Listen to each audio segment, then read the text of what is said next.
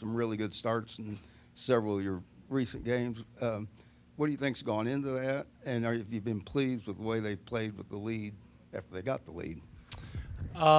Yeah, getting off to a good start is important. We don't do anything different.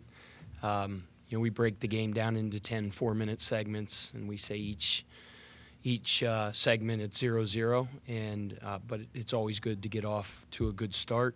The other night after watching the tape, Virginia Tech made some really tough shots several times when we had a double-digit lead, and just continued to gut it out and to fight, and made some big shots to allow the lead to go to 5 instead of, we had a couple open looks that could have taken it to 13, 14. But listen, every road game, every conference game is really hard.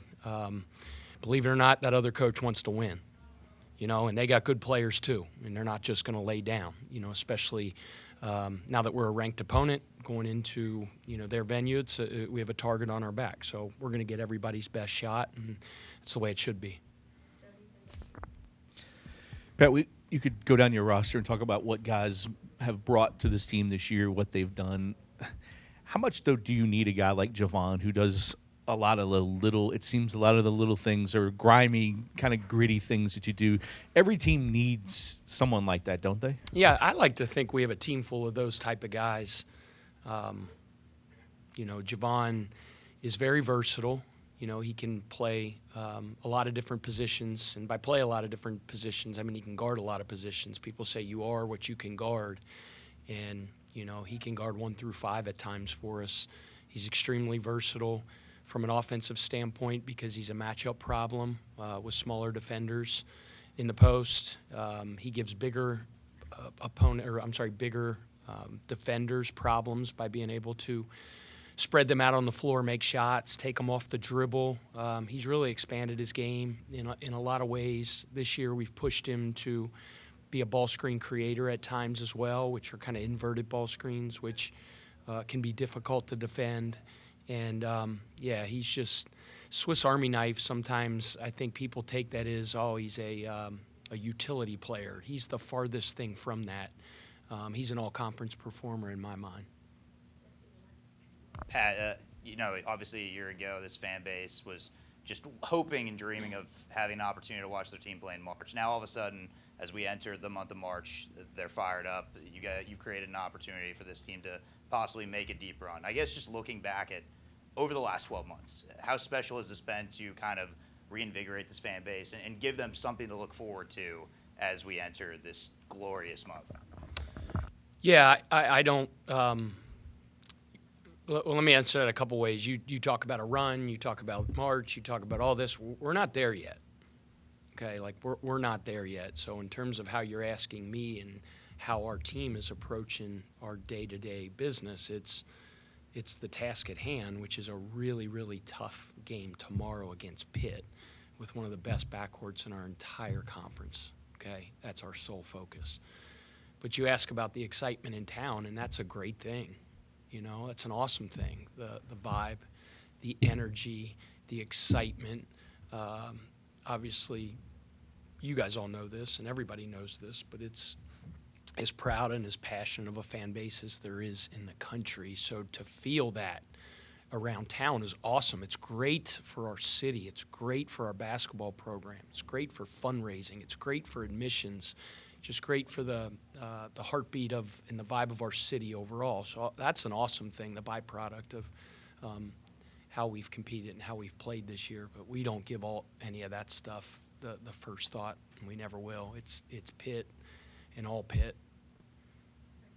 With it being March, you guys have been a team that's enjoyed some large margin victories throughout the last few weeks, but getting pushed at Virginia Tech as you are entering or getting close to the postseason, how valuable can a game like that where you do get pushed to the end be as your team progresses? Yeah, I think every situation that you face throughout a game is a learning experience, and to have those opportunities down the stretch against Virginia Tech, to have our guys in those situations is definitely a positive.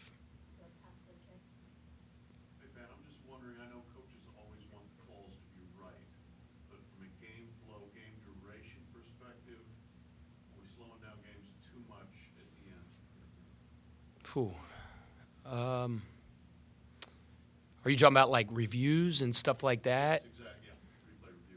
Replay review. I'll be honest with you. I haven't given it a lot of thought. Just asking that question put me on the spot with it. I don't know. I mean, I'm a big believer in get it right. Get it right. And I think everybody wants that. They want to get the call right. The officials want that. The fans want that. The players want that. The coaches want that. In a perfect world, it's the process is fast and it doesn't delay the game. It doesn't take the air out of the arena. It doesn't take the sweat off the players' bodies. And I think every major sport in the world right now, and America for sure, is dealing with that more because baseball does it now. Obviously, football's done it for a long, long time. Basketball has gotten into replay review a lot more here over the last 5, 6, 7 years. But I think it's good that they can do it so that they can get the call right. The faster they can do it, the better. I don't feel like it's any slower now. I don't think so. Maybe it's because we haven't had a lot of review situations, and so I can't really comment on that because I haven't given it a lot of thought. Pat, throughout the course of the season, I think this has evolved a little bit, but right now it feels like your kids are, every time they take the court, they want to be the most aggressive team out there. To first to hit to somebody, you know what I mean, to get after it a little bit. Have you seen that evolve with this group throughout the course of the season? You guys may have always preached it at the beginning, but it seems like it's really starting to take the heat maybe the last couple months. I mean, we preach it every single day, every single second. You always want to be the hardest playing team. You want to be the team that makes the hustle plays, that hits first, that dives on the loose balls, that gets the 50-50 balls.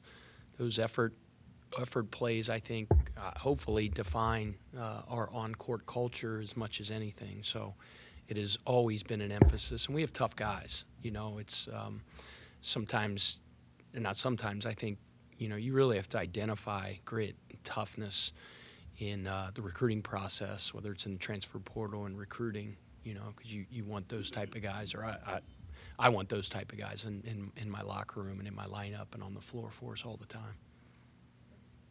Yeah, since you all got that close win at Pitt back in January, they've lost 8 of their last 12.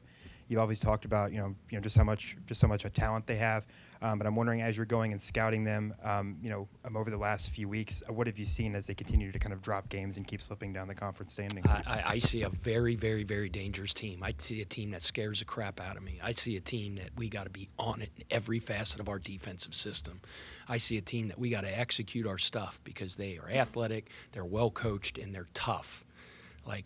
I don't pay attention to what anybody's record is. I watch them game in and game out, and I think about what are the things that we need to do to win this game. And I see one of the most talented teams in our conference. We got to be on it. Can I just ask a follow-up? As you're watching the game, you're going to see that as you're scouting, the losses keep piling up. Are there things that you see sticking out to you, that maybe the things that they were doing differently prior to the game, had against them in January? Kind of like any sort of weaknesses or things that have. We have weaknesses. They have weaknesses. You have weaknesses. Duke has weaknesses. The Cavs have weaknesses. And all those teams I just mentioned has strengths as well. Winning Division I games is hard, right? Jeff's a really good coach. Pitt is talented as heck. I could go all the way down the laundry list of things that they do really well and the things that maybe we could exploit. Jeff's looking at our team doing the same exact thing, and I'm sure in his press conference he's not going to talk about all the things that he thinks he can exploit us on, because I'm going to watch that press conference. So I'm going to be a little bit careful about what I tell you. But I know one thing, they're dangerous. Right, we need a big-time atmosphere here tomorrow, and I hear place. I know ticket sales have gone really, really well. I hope the Yum Center is as loud and as rocking as it's been all year long, and it's been a great atmosphere and a great advantage for us. And we need them tomorrow more than ever against a really, really, really dangerous Pitt team. Pat, you've been adamant all year about how much of an analytics guy you are, advanced statistics, and embracing that. Non-steal turnover percentage, is that the best indicator you think of your guys' team defense as a whole, not just focusing on one guy as an on-ball defender, but being able to force turnovers without always having to play aggressive and force steals? So, Yeah, I mean, I think creating turnovers is something we do well. It's kind of in the DNA of a lot of the guys on our roster. They have the ability to affect the ball, touch the ball. But I think five guys working in concert, you know, we always say when we're playing as hard as we need to play defensively, there's two other defenders on the floor. It's not five, it's seven. And the sixth is our voice, and the seventh is our activity. Right, your voice defensively gives you the cliff notes. It gives you a head start. It allows you to stay ahead of the game. And we got a team full of guys that communicate on the floor, and they play really, really hard as well. Up on, you were talking about the fan and the atmosphere. They're doing a stripe out tomorrow. Do you? I guess, do you have to coordinate your wardrobe with Yeah, where you're at? So I guess Tommy Popovac, who played for me at Winthrop, who's what's Tommy's title? He's just creative. He's Walt Disney. He's like the Wizard of Oz. He can like make a video pop out of air and graphic design, and he's the gear guy, and he's way cooler than I am. So he sends us a thing the night before the game or a couple days before the game, what the staff outfit is, right? And I forget who was, somebody on our staff came up with the idea of, because we usually all wear the exact same thing, so I think we're going to go red, black, red, black, red, black. It was not my idea, but I'm pointing to the passer, whoever thought of it. So it's going to be cool. I think it's awesome. It's one of those things we need. I'm a Bengals fan, and they do a stripe out, and they send the seat sections out, and you got to wear orange and you got to wear black, and like Bengals fans respond to that, and it's black and it's orange and it's sick.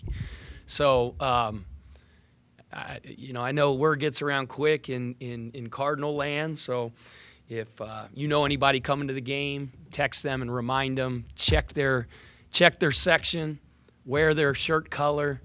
I'll probably mess it up and wear the opposite one and mess up the stripes on the bench. But it's going to be awesome, and we need a big-time atmosphere tomorrow. So we'll see everybody at the Yum. Pat, it's no secret that Rain hadn't been himself shooting the last couple of games. Do you attribute some of that to the lingering effects of the illness he had, and is he okay now? No excuses, no explanations. We're not an excuse program. So Rain, be the first to tell you, he's got one of the greatest short memories I've ever seen in my life in sports. Like, whether he's made 100 in a row or missed 100 in a row, like, he doesn't change his expression. He doesn't blink an eye. It's like, give me that ball. If I'm off the bus and it's leather and it's in my hands, it's going up. Hey, Coach, what message would you give the younger version of you as a coach? Like, when you first got into becoming a head coach, what would Pat Kelsey now say to that version of Pat Kelsey? I've said this before. I think I said at my press conference, like, just, I think a quote I gave you was Francis Davis, the civil rights leader, said, "Be who you is and not who you ain't, because if you ain't who you is who you ain't." And I think I quoted Billy Shakespeare, Skip Prosser used to say, is "To thine own self be true." Just you gotta be yourself. That'd probably be the best advice. And as my mom always says, dive on the loose ones. Anything else for Coach Kelsey? All right, thank you all. All right, thank you.